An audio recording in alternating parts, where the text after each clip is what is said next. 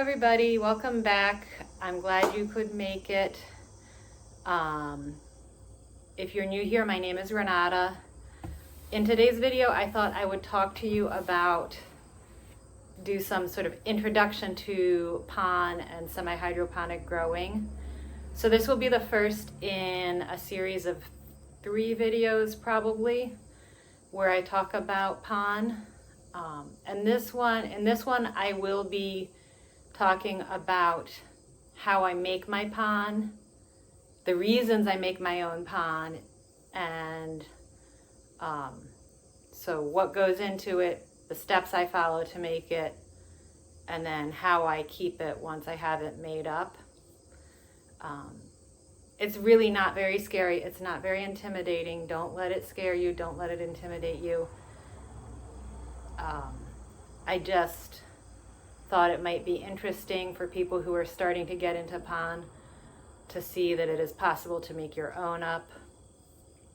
So yeah, that's the topic for today's video. I'm going to take you guys outside so I can wash off the various rocks we'll be using in the pon outdoors, and I'll talk to you about why I'm doing it outdoors when I'm out there. And then we'll come back inside. I'll mix the pon up for you, show you what it looks like completed, and that's going to be today's video. It should be short and sweet. So thank you again for watching, and I hope you enjoy today's video. So right now I'm going to talk you through how I make up my pon for use in semi-hydroponic growing. It's really quite simple. There are a few steps. If you can find pon that you like and that's affordable, I would recommend just buying the pon pre-made, but I don't have access to affordable pon, and the pon that I have access to that's unaffordable is very fine, and I like a chunkier pon because I have a lot of plants that have thicker roots that are in pon. So we're filming this outside. I'm just going to walk you through this first step on the video, and then I'll do the rest off of video because you don't need to see me doing the same thing over and over and over again. It's not going to be that fascinating. And I'm trying really hard to make my videos a little bit shorter because 40 minutes is a long time to spend watching a video. So, without any more talking, let me get started. So the first thing I'm going to do is take a sieve. This is my kitchen sieve because I have limited supplies. And I've got with me some pumice, and as you can see, it's quite dusty in the bottom. So I'm going to pour some pumice into my sieve.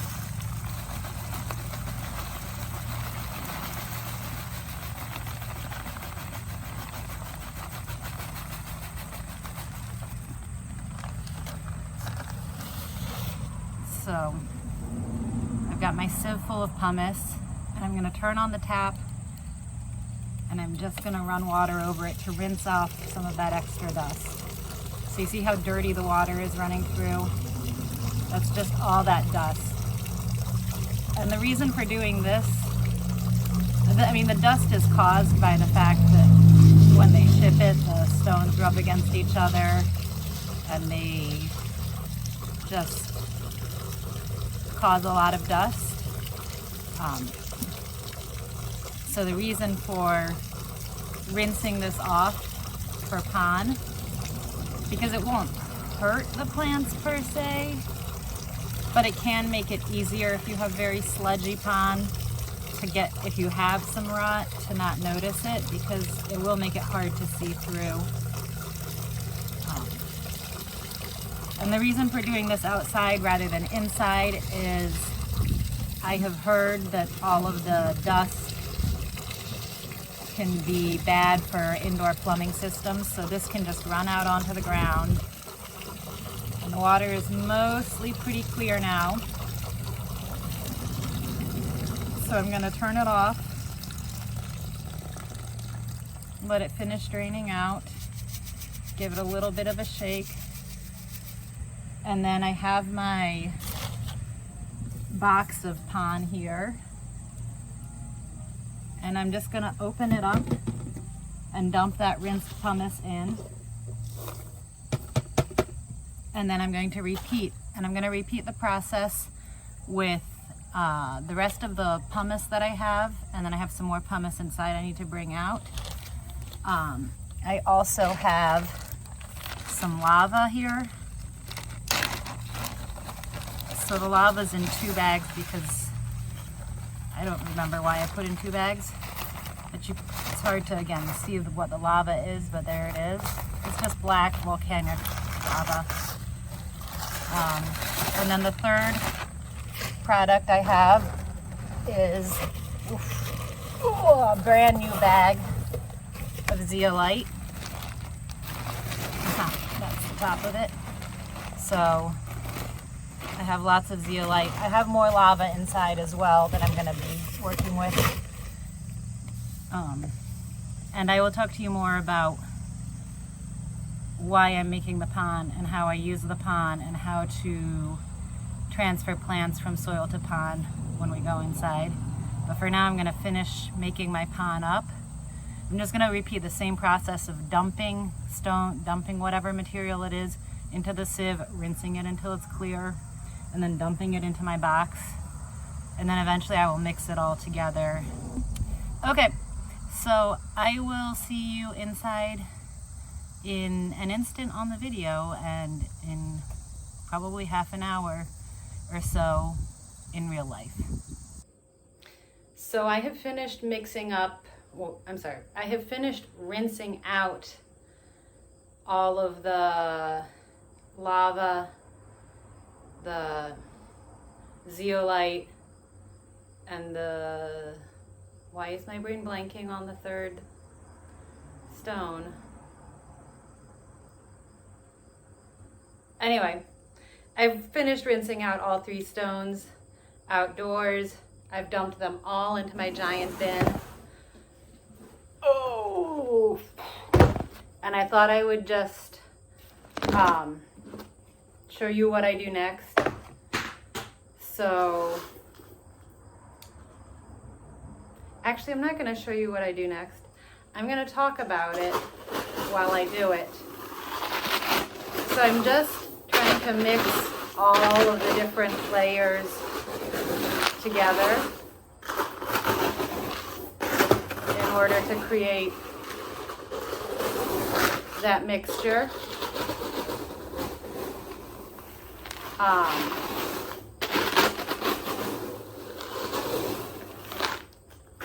So it's just really getting in there. I normally don't make this much pon up at once, but I have a couple of things I want to repot. And some of them are already in quite large pots, and they're going to go into even larger pots. So I really need to have a lot of pon on hand. But yeah, as I said, I make my own pon up because, well, first of all, except for the rinsing it out step, it's really not that difficult to do. But also, and because of the difficulties in obtaining it, it is easier to just purchase it. I still stand by that statement, but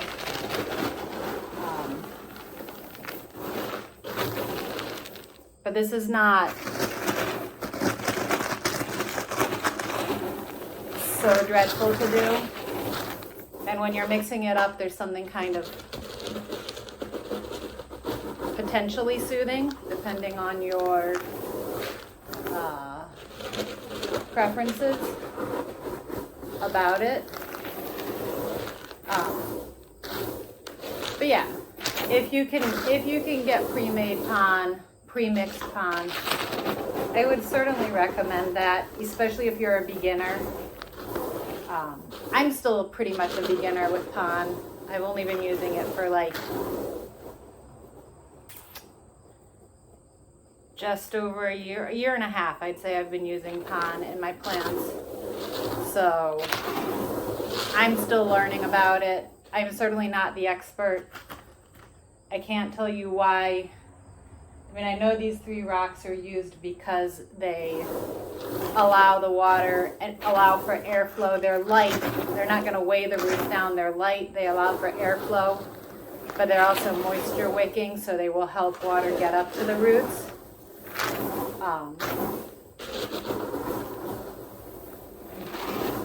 But more than that, I can't really tell you.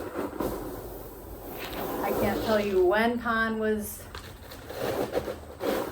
people started using pon, how people started using pon. I don't know anything about the history of it. Okay. So I'm really not much of an expert. I just thought it would be fun to talk you through how I make my pon up. I'm gonna go rinse my hands off quickly, and then I will show you what it looks like all mixed up. So I rinsed my hands off. Now I'm going to show you my whole tub of pon. So there you can see it. Sorry about the shaky camera. My hand is not used to being held out at that angle. But you can see that it's a fairly full tub. The pon on the top is wet. The pon on the bottom is still, from about here down, is dry because it was already dried out. Normally, if I were just potting straight away, I would, I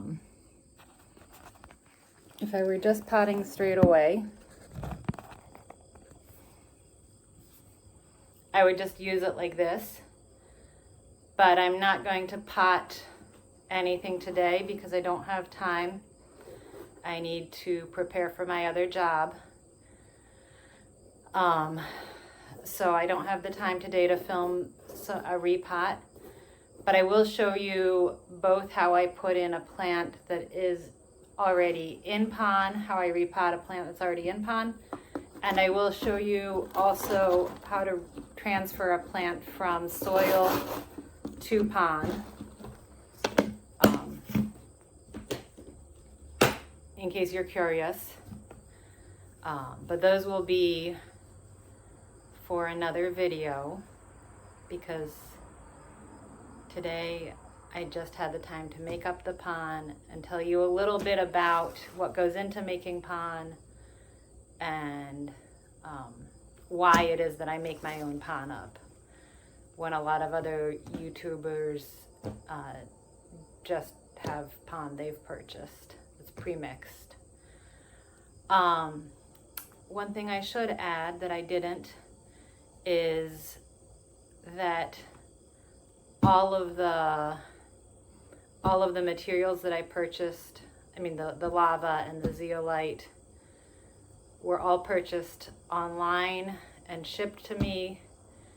You can purchase different size pieces, so I purchased the largest size pieces I could of these so that I could have a nice chunky pon. But if you wanted a finer pon for some reason, you could purchase smaller size pieces. Or you could have a mix of both. So there's some flexibility with making your own pon up. But if you're a beginner, I wouldn't suggest you start trying to play with those things too much. Like I said, if you're a beginner, just buy pre-mixed pon if you can find it, because that will make your life easier. Or you can just use leca. Leca is just little balls about a centimeter, somewhere between a centimeter and an inch, depending. Yeah, probably closer to an inch than a centimeter in diameter. And it's expanded clay. It's also used in semi-hydroponic growing by a lot of people. So that's another possibility. And leca you can find fairly easily. You can order it online. I saw it one time at IKEA, so it's fairly easy to find. I don't believe any of the garden centers around me carry leca, but if you're in a larger city, you might be able to find it at a garden center or a good plant shop. And yeah, so that is how I make my semi-hydro and why I make my semi-hydro. Thank you so much for watching this video. I hope you enjoyed it. If you did, please give it a thumbs up. And if you want to learn more about how to use pon and grow in a semi-hydroponic conditions, go ahead and subscribe, because I will be talking about that more in the future. I hope you all have a lovely day, and I will see you in the next video. Bye.